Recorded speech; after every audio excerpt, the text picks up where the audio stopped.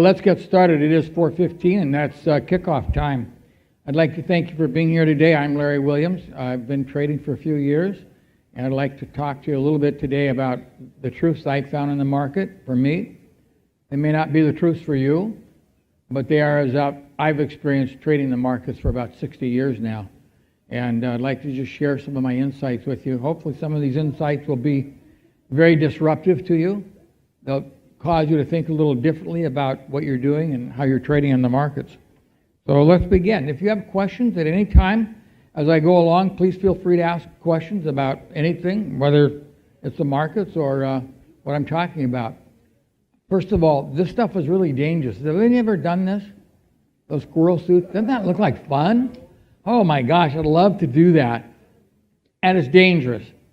Well, what we do as traders is equally dangerous, and I know nobody ever reads the disclaimers, but you really should. I've lost money doing this. Everybody that trades will eventually lose money doing this. You just don't want to lose all your money doing it.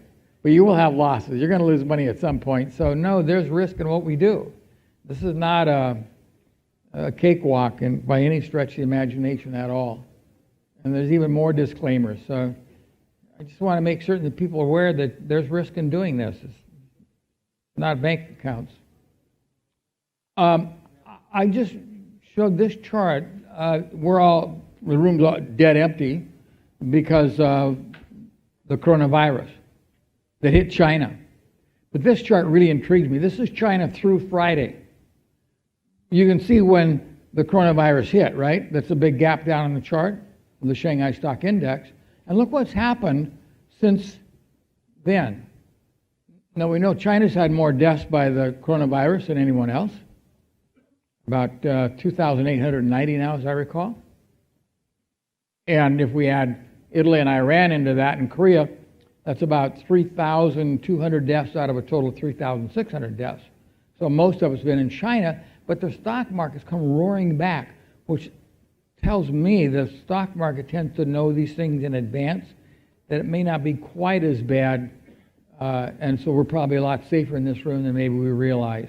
But to see that happen in China, that's really amazing. That China should have, you would think stocks would get killed there, really clobbered, and not come back instantly like we've seen them do. So my expectations where we are in the market right now is based on basically on my fundamental forecasting and cyclical forecast. I'd like to share that with you before I get into my presentation. What you're seeing is a relationship of federal funds to stock prices. This is a model we've been working with for some time with my weekly market commentary. Do we have any Larry TV subscribers here? Any of you got so you guys have seen this on Larry TV. The Fed Fund forecast we saw going back around the first of the year, like, oh, we've got a drop coming. And my view is we're probably going to drop a little bit more in here, rally the next few days. We may or may not make a new low in that April time period because forecasting is really difficult. You're not going to ever be correct in it. The only rule of forecasting is if you ever are correct, never let them forget it. That's the first rule of forecasting. So come middle of April, I would expect we're going to see a really good substantial rally start in the market and the resumption of the bull market. We're still in a bull market. Oh, we haven't talked about technical stuff yet, have we? But I really think that a lot of technical stuff sucks, that fundamental analysis is critical to what I do in the marketplace, that you can use fundamentals as selection, as criteria for setup trades, and to help you see the futures. So unlike a lot of people that are seeing with candlesticks and moving averages and exponentials and all that stuff, there's a place for that, but I think fundamentals are what drive the markets. As I see the markets, a market goes from here to over there because of fundamentals. It dances like this because of emotions, and we can track those emotions with technical analysis, but the driving force of the market is fundamentals, supply and demand. I'd like to show you a little bit more about that. This is our forecast model. This is based on a repetition of a pattern from the past. That's generally what I'm expecting to see this coming year. So still somewhat bullish. So I want to tell you how the game works. Because when I started trading commodities in 1962, stocks and then commodities, I had no idea. I was just clueless. I just wanted to make money. And I had no perspective of where these things fit into one another. So if you walk into a casino, which is not too much unlike Wall Street, by the way, or LaSalle Street, where's the best bet? Where's the best bet in casinos? Anybody have any idea? Craps, maybe backgammon, or don't pass in craps. That's got the best odds in your favor. So, okay, well, now, some of you know that, most of you didn't know that until now. So the same thing in trading. I'm going to show you where the best odds are in this business. And the key to profits. Where do profits really come from? You know what really creates profits? You don't. I'm going to teach you that today. And money management. Clearly, money management is the kingdom of the keys of wealth. When I won the Robbins World Cup Trading Championship, I took $10,000 to $1.1 million in 1 year trading, real time, real money. And it was primarily due to money management. At one point, the $10,000 was over $2 million in a year. Then we had something called the crash of '87. Some of you weren't born yet, it looks like, for that. But it was a big crash, and $2.3 million went down to $750,000. That was the year my wife said that I lost $1 million trading. But I came back from a safari in Africa and took the 750 back to $1.1 million.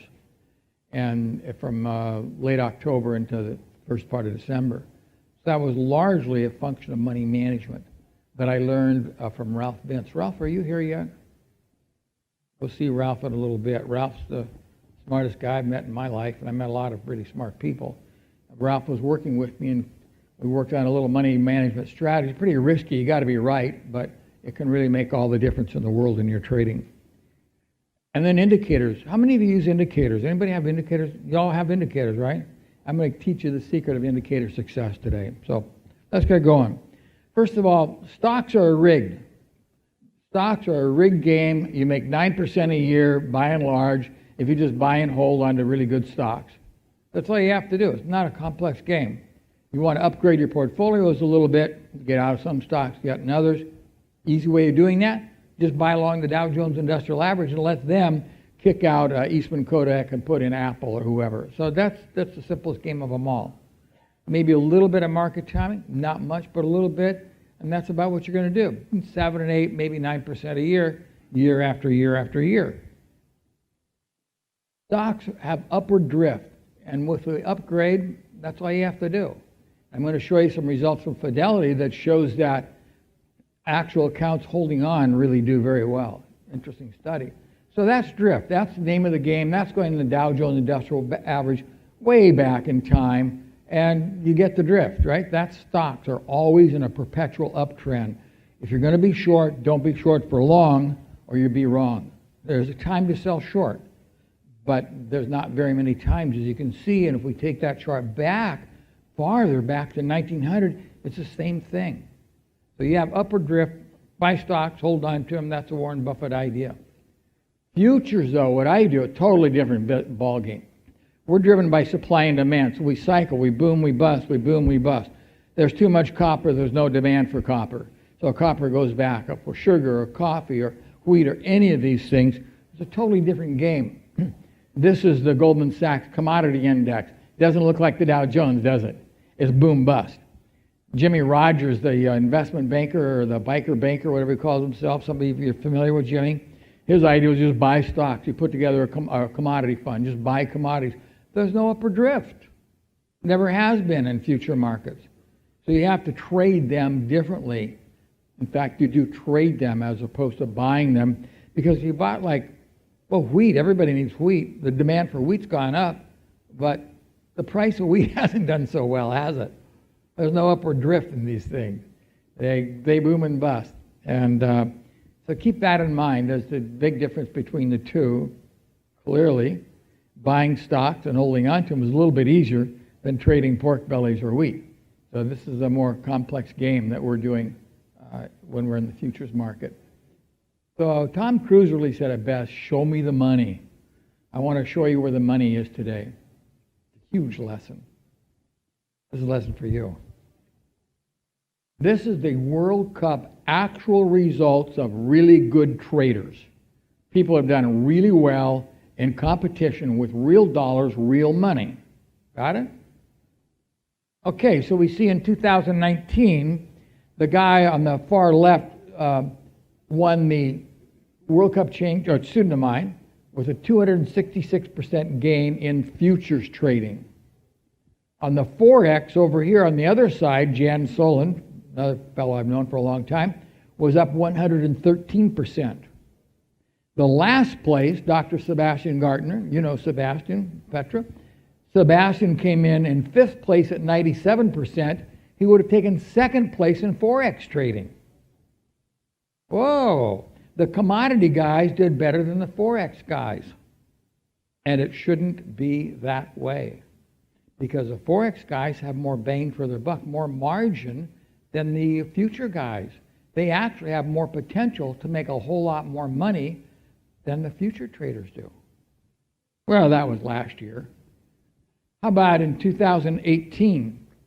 Petra was right there. Petra was up 257%, and the 5th place guy was up 57%.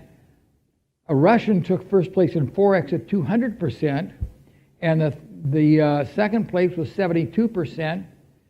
You can see the future guys do make more money than the Forex guys do. Well, that was just 1 year. Maybe it varies.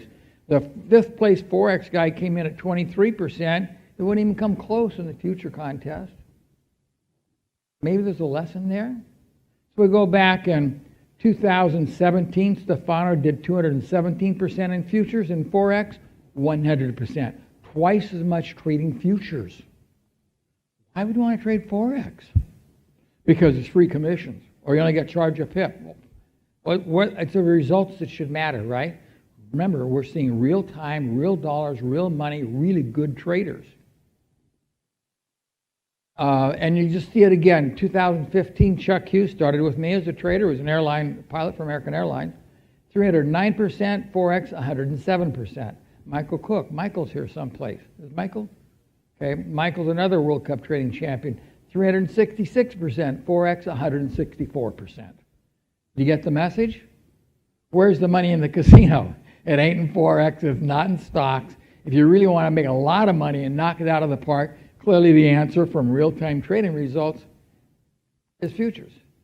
Going back a little bit further in time, we see the same thing. Andrew Unger, some of you went to Andrew's class today, 115% in futures that year, 44% in Forex.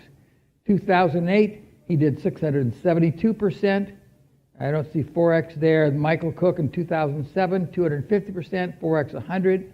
It just goes through all these trading results. You see that. Kurt Sedaka, 929% futures, winner in Forex, 63%. Question?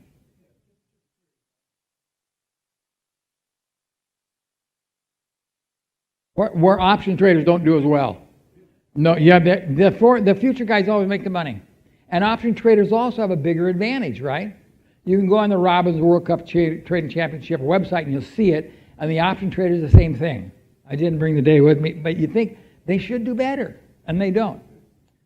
My daughter Michelle Williams went with 1,000% gain in 1997, and old man Williams down here in 87 did 11,376% in futures trading. So that's really where the money is.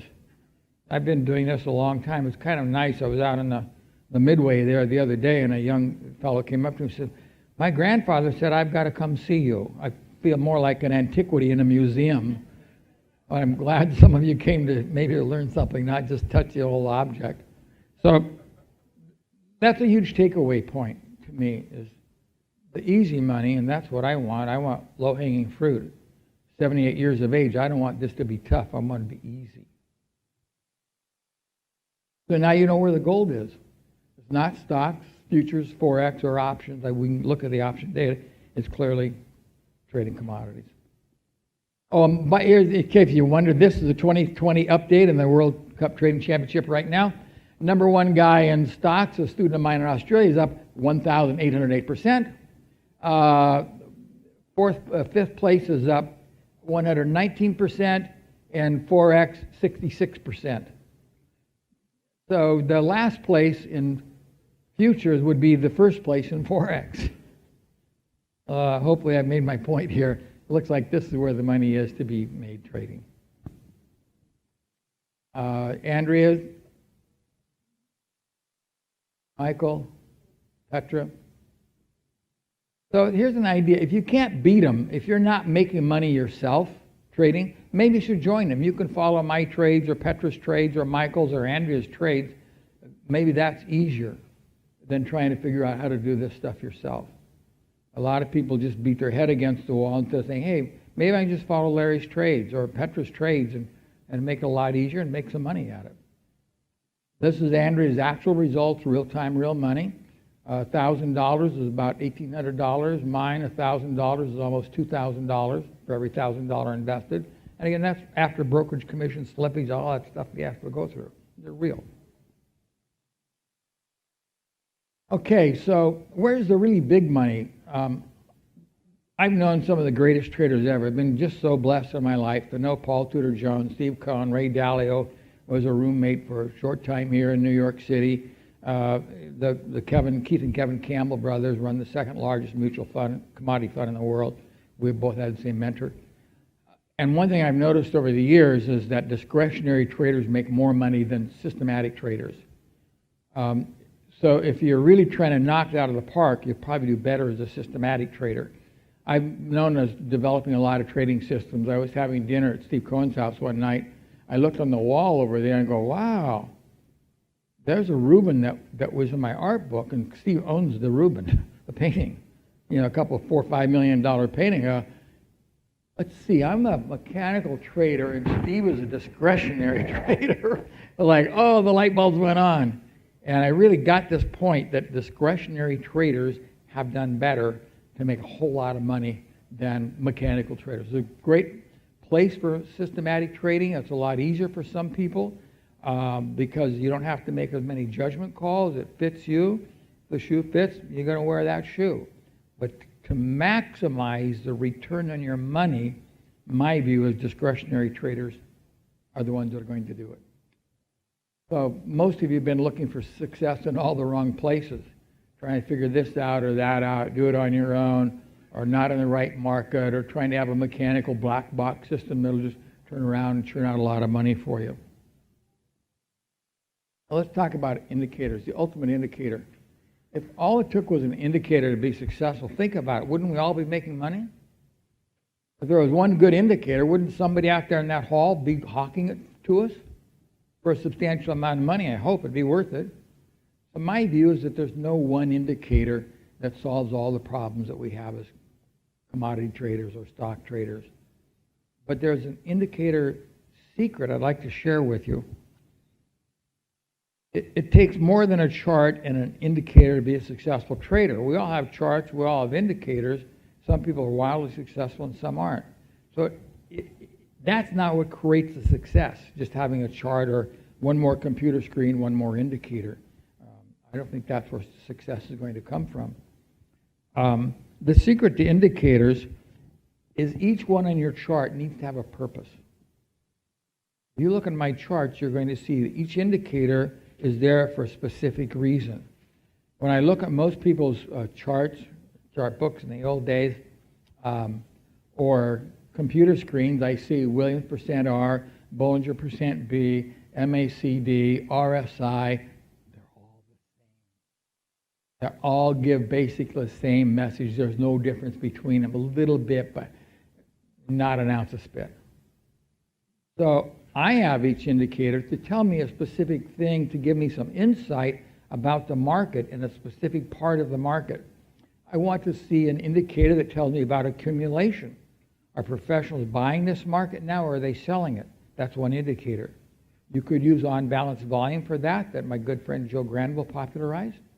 You could use my price open interest volume that we use on commodities, or a couple of other measures of accumulation that are out there. But there's one purpose to look for accumulation in the market. Does that make sense to you? Each indicator has a different purpose. Then another one is trend. I want to know what the trend is, and it's kind of interesting. If I showed any person in this room a chart and ask you the trend, I'm certain you'd go, "Oh, yeah." But if I show it to a kid will say, "Oh, it's in an uptrend." They get it because they're not into, what's going to happen, President Trump or Biden or what. They don't have any of that stuff in their mind. They just see what's on the chart. I don't, because I have all these things going on in my mind. So a simple moving average can show you the trend or a flow of momentum. So, okay, that's a trend. Now I know what the trend is. So the trend can be solved by an indicator.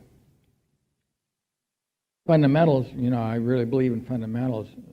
We have them in the commodity market. I can tell you if gold is overvalued or undervalued right now. In fact, it's overvalued right now.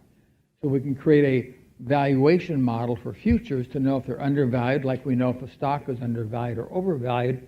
We've been able to create that for futures, so we know, are they in a valuation zone, undervalued or overvalued?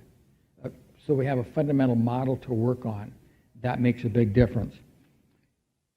You always have overbought, oversold indicators because markets go like a yin-yang effect, right? Sentiment is huge. Probably the best technical indicator you'll ever find is measures of sentiment. And the early work on that was done in the 1900s. Ned Davis and Marty Zweig did a lot of work on it. Nothing seemed to predict on a short-term basis better than if everybody's really bullish, market's going to go down. If everybody's really bearish, market's probably going to go up. Now we can take that a little bit further with something called the Commitment of Trader Report. How many don't know about the Commitment of Trader Report? Could you raise your hand? Okay. And now another question. How many don't like to raise your hand? Let me see that. Okay, I got 6 hands up on that one. So the Commitment of Trader Report is just an amazing thing that, as you can see, about half the people aren't aware of. The United States government every Friday gives us the net positions of what small traders like you guys and girls have been doing in the markets, what large funds have been doing in the market, and what the people that actually use and produce the commodity, the General Mills, the miners, what they've been doing in the market. So you can just look at that and say, hey, have the big boys been buying? What have the funds been doing? And what are the schmucks, us mere public? What have we been doing? Really valuable information to have an inside view of who's been buying this week or who's been accumulating in the marketplace. I started using that data in 1973, and a former member of the Board of Trade stumbled into my office one day and said, hey, I'd like to teach you about the markets, and he taught me about the Commitment of Trader Report, which we were using way back then. It's gotten better now. Back then, we got it a month late. It was mailed to us in a third-class mail, and now you get it instantly Friday night, and you can have it on your charts. So we've come a long way, and now we break it down. We can see the 3 different players in the marketplace. Very, very invaluable. It's one of the best fundamental tools I have to see, because clearly the big guys, the producers and users, the hedgers, are the driving force of the marketplace. So it's a fundamental setup from those guys. I also use seasonal patterns. We'll talk a little bit about that because there's stocks usually rally late October, not always, but usually. But that can change, because if you go back prior to 1950, the best time to buy stocks was May. And now the adage is sell in May and go away. Have you heard that before? Probably. That used to be the best time to buy. So you have to watch these things and see how they come in and come out. Soybeans had a real strong seasonal pattern in them until Brazil started to produce a lot of soybeans. The best seasonal pattern, I missed this one. We used to trade eggs. What do you think eggs do at Easter every year? And that was like a gimme trade. Oh, Easter's coming up, let's buy some eggs. About a month before Easter, eggs will start to rally. Year in, year out. That was just such a sweet trade. And they stopped trading eggs. All these good things go away. So that's my indicator function, what I want my indicators to do, to give me some insight so I have a little better understanding, a better read on what's going on in the marketplace. So here's an example. This is gold. The blue line you see at the top is the actual true seasonal for the price of gold. Usually gold rallies, as you can see in the chart, shortly before December, it starts to usually rally, and that's what it's been doing this year. It's following the seasonal pattern. The red and green lines show professional buying. The red is professional buying. And this is really interesting. If you can't see that in the back, you want to come up and look at this, because what you'll see is when the red line is above the green line, in other words, professionals are buying more than the public, prices rally because they're in control of the market. By the same token, when the green line is below the red line, the green line is above the red line, markets decline. When the public finally starts buying, then markets decline. They love to buy all the way down, and the professionals don't do that. There's another good example. This is stock market. You can see how the red line crossed the green line way back in last August and stayed above the green line all the way until we got into trouble. So you can get insight by following who's buying in the marketplace, the public or the professionals. And now you have an understanding of who's driving the marketplace and actually see this stuff unfold in front of you. Another reason to have an indicator. We can kind of see the future with cycles. There's a cycle forecast that I'm making right now for gold. My cycle says, oh, it looks like the line on top of the chart. Looks like we're at a cyclical high for gold. Does that mean anything? Maybe, maybe not. But I stop and think like, well, okay, let's see. Right now, I know the commitment trader report I told you about shows the small speculators are heavily long and they bought gold like crazy. The gold bugs have come out from hiding. They're heavily long gold. The commercials have the largest short position they've had in gold for a long time. Oh, the big guys are short gold, the small guys are long gold. It all adds up. It starts to fit together. When I was a kid, there was an ad on the radio. I'll never forget this ad.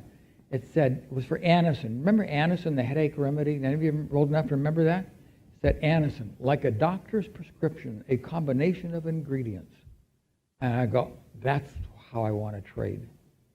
I want a combination of ingredients. I want commitment to trader. I want cycles. I want accumulation.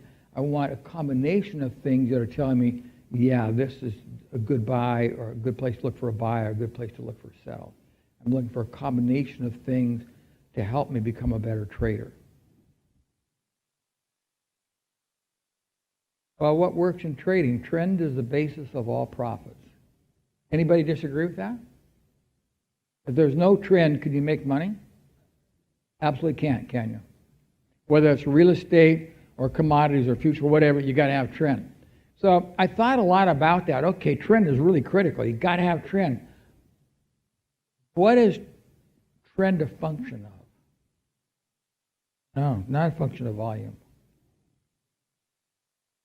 What causes or creates trend, what allows trend to take place, is probably the most critical thing you're going to walk away from today learning. Trend is a function of time. If I hold the trade for 3 days, I'm limited in how much trend I can get, right? What if I hold it for a year? Can I catch a bigger trend? Absolutely. Trend is a function of time. The more time, the more potential for trend. Now, it may not trend, but you have the more potential for trend the longer you hold a position, whether it's a stock. Oh, my wife's in an investment club. This is a great example. We live in St. Croix in the beautiful U.S. Virgin Islands. It doesn't snow there. It's legal to drink and drive there. We drive on the other side of the road, and there's no tax on alcohol because we make rum there. The most unusual place to live. And the tax advantages are massive. Our state and federal tax is 2.9%. So we have a lot of people that trade that live in the U.S. Virgin Islands. So I went to an investment club, and these little old ladies, they're always like snowbirds that come down in the wintertime, and they get together and they pool the money. This one lady coming out of her club one day said, you know, Larry, it's not so hard to find stocks that double every year. I go, oh, you got to talk to my friends in Wall Street. They can't do it. But these ladies have. And I finally figured out why they're so successful. Because they come down usually in October, they have their first meeting, they have one in January, they had the last one this week, then they're done for the year. So they don't take any action until they come back in October. They're holding their positions. They've been able to find some good positions, and they just hold on to them. The ones that don't lose, they've got stops and they're out of them. But the real success, they found some good stock, clearly, but that they hold them. They're in them for a longer time period. And that's why they've been so successful, because, in fact, trend is a function of time. The more time in a trade, the more opportunity to trend. Day traders, oh, you got a problem here, don't you? You have 4 or 5 hours to make money. Who can make more money? Me, I'm going to hold for 3, 4, 5 weeks, or you guys and gals that are trying to get in and out in 20 minutes. You cannot catch a big move as a day trader. That in mind, we're going to look at some data in a little bit that might shock you. You're going to get back to this. You can't ever catch a big move as a day trader. Maybe big move relative to the day, but can you catch a $50,000, $60,000 move trading like I can? No, unless as a day trader you have a large position. Then you can catch a $50,000 move. In a day you can make $50,000 in a move. But what if you have a bad trade with 50 contracts on? You're probably going to lose more than $50,000. So your risk-reward ratio isn't very good. Plus, I don't know about you, but I think it's frustrating to day trade. It's really just hard. Maybe it's because I'm so old now. I'm not interested in it. I distinctly recall one time I was day trading copper, and my daughter, Michelle, the actress, came in with a bloody nose. And even as a kid, this kid was an actress. Oh, I'm going to die, my nose is bleeding. So I turn away from my attention with copper. I take care of her. I take care of the bloody nose, get her calmed down and everything. When I go back, I've lost $30,000 in my copper position. I could have evacuated the kid to the hospital for less money than that. So you can't go to the bathroom when you're day trading. You can't do anything. And the only good way to day trade is drink a lot of coffee. So that really creates a lot of problems if you can't go to the bathroom. So to me, it's all about low-hanging fruit. Where's the easiest way to make money? And from my perspective, an old man's perspective, if I can buy something now and hold on to it for 4, 5, 6, 7, 8, 10 days, I have the potential to have time in my favor to create trend so I can have and this is the whole secret to it, you want to write this one down, a small position and catch a big move. I can make a lot of money. I can have 2 contracts on and catch a $10,000 move and make $20,000. As a day trader, have $20,000, I probably have to have 100 contracts on and get a small move, but when it goes against me, I'm killed. So small positions and capture big moves. That's the real secret to making money. But it has nothing to do with your trading ability, your indicators. If you don't follow that one rule, you're probably not going to do very well. Day traders limit the time trend, so they just can't make any big money doing this. That's why most everyone loses day trading. Their losses are bigger than winners. Is that important? Can you beat the beast? A Fidelity study showed that the shorter you hold the stock, the more likely you were to lose money. Their accounts that made the most money were people who forgot they had an account. They're the ones that did the best in this entire study of Fidelity's accounts. There's one group of accounts that did really well. They called, well, how do you do it? Well, oh, I didn't know I had an account. They forgot about it. Time creates trend, as it did for those guys. Here's a study of 30 million trades. They looked at 30 million future trades, and they found that these traders closed out more than 50% of their trades were profitable. Somebody asked me in one of these sessions, what's your accuracy? It doesn't matter what your accuracy is. These guys closed out more than 50% of the trades were closed out profitable. But how'd they do? Well, the blue line is their profit position, so they're almost 60% of their trades were profitable, and those are various markets going across the bottom.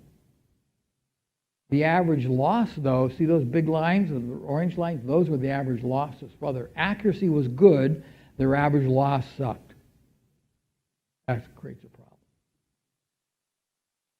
Over 100,000 accounts, traders lose more money on their losing trades than they make on their winning trades. The one thing they noticed on all these accounts, their accuracy was good, but they lost more on their losing trades than they made on their winning trades. That creates a problem. 50% of the accounts which operate on a 1-to-1 reward-risk ratio turned a net profit. Those under 1-to-1, only 19% made money. So again, this has nothing to do, does it, with indicators and knowing anything about anything. It's just, this is basic math. So I'm going to give you a fail-proof S&P E-mini trading system. Here are the results. Made since 2000, made $108,000 on 142 trades. 40% winners. The average win is $5,000. Average loss, $2,000. Average trade is made $750, and you're trade about 23 days. And if you follow this system, you will make money. You ready for the rules? They are. If today's close is a little lower than 2 days ago, and we're close are greater than a 200-day moving average, buy. We've had a little bit of a pullback in the market, and we're in uptrend. That's it. Now, here comes the exit. I'm going to go through the exit really fast. If I go too fast, let me know. The exit is a stop loss of $2,000. The target is $5,000. Those are the rules. Too fast? That's it. You don't know nothing, right? Why this made money is because of, not that there's any brilliant genius to 2 days and 200-day moving average, but because the market's in a continual updrift. We're going to have a protected stop so we don't bail out, and our profits are always going to be more than 2 times our losing trades. That's why it works. It's got nothing to do with technical analysis or WD Gann or Elliott or astrology or any of that stuff. This is just like pure math. That's all you got to do. Oh, you're going to have some equity drawdowns and back and forth, and it works. So you can overcomplicate things, but it shows to me the tremendous impact of that risk-reward ratio. So this is how I do it. I bet small and catch large trend moves. That's what I do. Last year, I gave a seminar, a short-term trading seminar. I started an account about $60,000. I ran it up to about $250,000 because I had to show every week we met online. My guys want to see my trades, and so I show my equity, how I'm doing.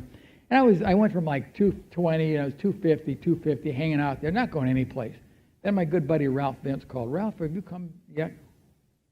Ralph is the Mr. Money Management. Ralph called me and said, Larry, you see, you're not risking enough. You see, I figured it out. When Ralph and I traded and we took the 10,000 to 1.1 million, he was working for me, he said, we just got to get aggressive again. So I said, yeah, you're right.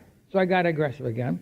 And from about August last year, the $200,000, $250,000 account went to over $1 million. Real time, real trades, real money. Because I just changed my money management a little bit. I'd like to share that with you a little bit, some newer ideas on money management. The only thing I did is I took larger risks. We're trading to maximize risk. We are as individuals, not minimize drawdown. And I got into the fear of, I don't want to have a drawdown. What the hell? I'm a commodity trader. I should love drawdowns. They happen. They're going to happen. I'm going to get used to it. Deal with it, dude. But why am I trading commodities? To make a whole lot of money, right? So I want to maximize my risk. And if I have drawdowns, I got to live through them. Commodity funds focus on not scoring. They really don't want to make money. They trade to minimize drawdown. I had dinner 2 nights ago with the guy who manages a couple $1 billion. We're talking about trading. I said, well, Ralph Vince's fund, Ralph's got a pretty sizable fund, was up 800% last year. Petra's up 100%. Michael Cook's up 150%.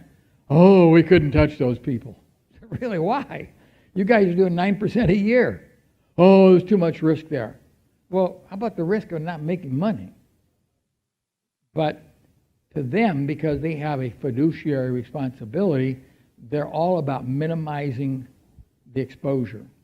And we should really be about trying to make a heck of a lot of money. If you look at the commodity fund's performance, this is how they've done. These are big guys.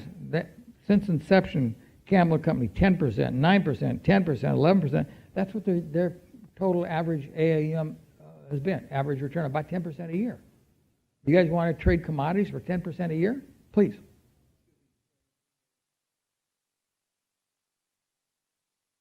Like,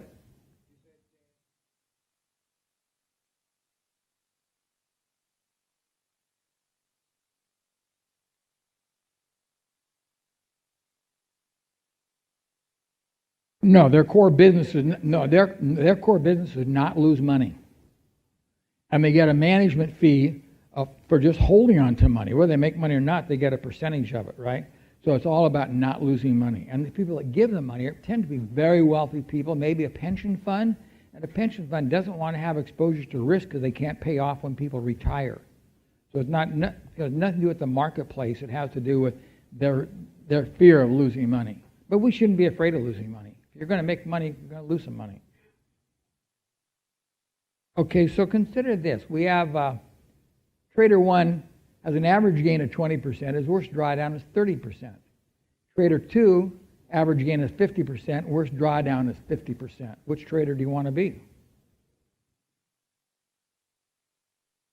Trader 1, average gain, after the first year he makes money, second year he makes money, he has a drawdown, he's only made in 3 years $10,080. Trader 2 has a bigger drawdown, but at the end of 3 years he's made $1,250. He's done better than the other guy. And here's the critical point. Flip slides on us. Which trader is best equipped to handle the drawdown? The guy who's afraid of a 30% drawdown? Or a guy like me who says, bring it on. I've been trading all my life. I've come through every drawdown I've ever been. I'm prepared to deal with the devil. And the person who's afraid of risk isn't prepared to deal with the devil, and he's going to have more problems because the devil will find you. Because God doesn't like commodity traders. The devil loves commodity traders. He'll be after us, let me tell you. You're always going to run into this. So if you're prepared for it, you're going to handle it better. You're prepared to do battle, as opposed to the person who isn't prepared to do battle. The Einstein formula. Did you know Albert Einstein was a commodity trader? Didn't know that. And he left a formula for commodity trading. I'm going to share that with you. Now why are you laughing about that? Let me explain the formula to you. This is a great formula. M is money, C is number of contracts squared. In E equals M, money, squared by the number of contracts that you have. E is your emotions. So you're emotional in the market, not because of the markets. You're emotional because of how much money you have in the markets. I know if I've got $250,000 in treasury bonds and they're down a point, I'm very emotional. Where if I've got one contract on and they're down, I'm like, well, it's no big deal. Okay, it's nothing. I've lost that. Not a problem. So your emotions are not about what you think they're about. They're about the size of your bet. If you're feeling too emotional, it's not the markets. It's your bet size is too big for your emotions. So really and truly, money management is emotional management. You can't make good decisions because of your emotions. It's because of your position in the marketplace. That's what's driving your emotions. The markets drive your emotions more the more exposure you have on a trade. Do you understand how your emotions work now? You don't have to go to psychobabble and see why did your dad beat you with a belt when you were a kid, or your mother didn't breastfeed you or whatever. It's got nothing to do with it. Old Albert Einstein got it all figured out. Your emotions are driven by the size of your positions. If you have no position in the market and the market crashes, does it bother you? No. It's all about your money management being emotional management. So drawdown wisdom. First of all, it's got to be money you can afford to lose. If you can't afford to lose it, you shouldn't be doing this stuff. So that means it's not going to be as emotional for you. By the way, what time are we supposed to be through with this? Anybody know? We've got a few minutes left. Okay? If you don't have to have the money by a certain date, it's not junior's college money, then that's money you can trade with. You're certain that drawdowns can and will be recovered. And that's my view. I mean, I've been trading a long time. I've had drawdowns. I always come out of them. So I believe that God may delay, but God doesn't deny. Eventually I'll get out of the situation. Passion's not enough. Hard work is not enough. A lot of people are passionate about this business of trading, and they work real hard, but either one of those doesn't do it. You have to combine passion and hard work, but you have to subtract discouragement. There's a story about the devil. The devil had all of his things for sale. You could buy artifice and greed and hunger and famine and all of these things from the devil, and he had prices on them. And a guy walked up to the table and said, wow, that's pretty. And they looked at one, he says, that's the most expensive one. The devil said, oh, that works the best. That gets them all. That was discouragement. If you get discouraged, the devil said, you'll fall for anything. And that's why you've got to have all that, but you can't be discouraged. You have to subtract out your discouragement. I get discouraged all the time with losing trades. You have to not let that discouragement get to you. Or, another way of saying it, you can have losing trades, but your losing trades can't have you. You just have to walk away and cut from that. Flip of a coin in trading, if you flip a coin 100 times, you're going to have a run of at least 8 heads or tails in a row. If you trade 100 times, you can have 8 losing trades. Not because you're good or bad, just that's the luck of numbers. So be prepared for that. The only real news is what the market's doing. Everything else is propaganda. I mean, think about all the news. It says this, it says that. The markets are real. They're doing what they're doing for a real purpose. All rest of the news.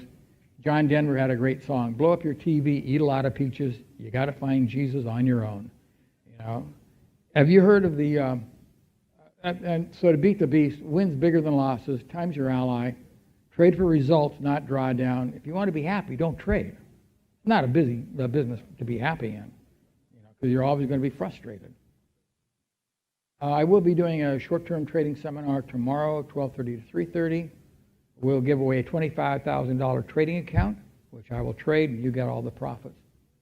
And I'll guarantee at least $1,000 profits. So you might want to attend that. Have you heard of the turtle trading strategy? I'm going to teach you about turtles now, and then we're going to finish it. That's a turtle on its back. I've known the turtles. I was the first one to go public with the turtle trading strategy. That's a turtle on its back. How do turtles get off their back when they're laying on their back? Kind of like people when they're losing money. The first thing that a turtle will do is he'll start to reach out with his arms like that. Like, oh, I need another indicator. Oh, what's Larry Williams saying about the market? Oh, what's Jim Cramer saying about the market? They reach out like that trying to get all this stuff. And then after a while, they stop. They use their head.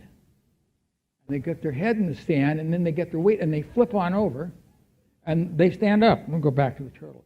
That's how turtles get right-sided up.